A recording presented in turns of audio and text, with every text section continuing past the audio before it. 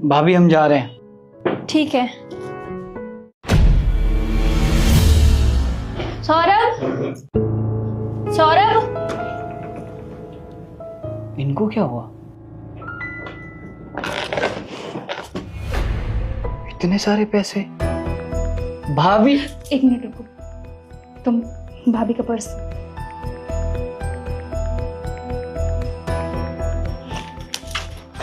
ये लो, रख दो।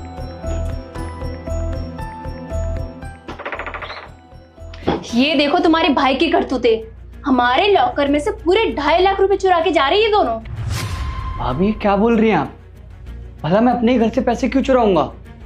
अगर मुझे पैसे चाहिए होंगे तो मैं भैया से ले लूंगा। क्योंकि तुम्हारी जरूरतें बढ़ गई ना, क्योंकि तुम्हारी बीबी आ गई है। पहले तो तुम मेरे पति के पैसे पे पल रहे थे, अब तुम्हारी बीबी भी मेरे पति के पैसे पे पलती है।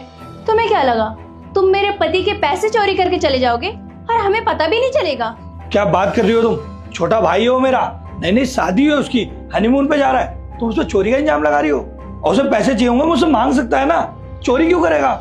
ये जो तुम्हारा अंधा विश्वास है ना, इसी की वजह से सर पे बैठ गया ये।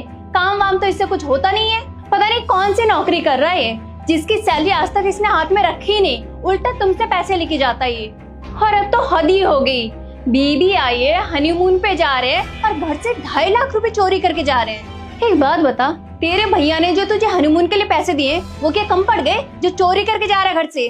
वो घर में चोरी क्यों करेगा? उसे 1 लाख की जरूरत थी, मैंने उसे 2 लाख रुपए दिए हैं, वो अभी भी चोरी करेगा? भाभी मैं मानता हूँ आपको सुमन से प्रॉब्लम हो सकती है, लेकिन मुझसे क्या प्रॉब्लम है? आप मुझ पे चोरी का इल्जाम क्यों लगा रही हो? मुझे ये समझ में नहीं आ रहा। और भैया, भाभी मुझ पे विश्वास नहीं कर रही, कम से कम आप तो मुझ पे विश्वास करो। और वैसे भी भैया, मुझे कभी भी पैसों की ज़रूरत होती है तो आप मुझे कभी मना ही नहीं करते। और मैं ट्रिप पे जा रहा हूँ, मुझे 1 लाख रुपए की ज़रूरत थी, आपने मुझे 2 लाख रुपए दिया, तो भला मैं चोरी क्यों करूँगा? अरे बस बस, अब तुम्हारे भैया तुम्हारी बातों में आएंगे नहीं। जब बैग में से पैसे निकलेंगे ना तो तुम्हारी असलियत सामने आ जाएगी। अरे शर्म आनी चाहिए तुम्हें। तुम्हारे भाई ने और मैंने तुम्हारा कितना ध्यान रखा है, कॉलेज से लेके हर चीज का।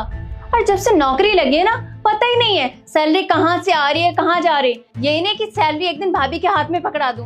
और ये लड़की, जब से ये लड़की घर पे आई ना, इसके सारे लक्षण दिख गए मुझे।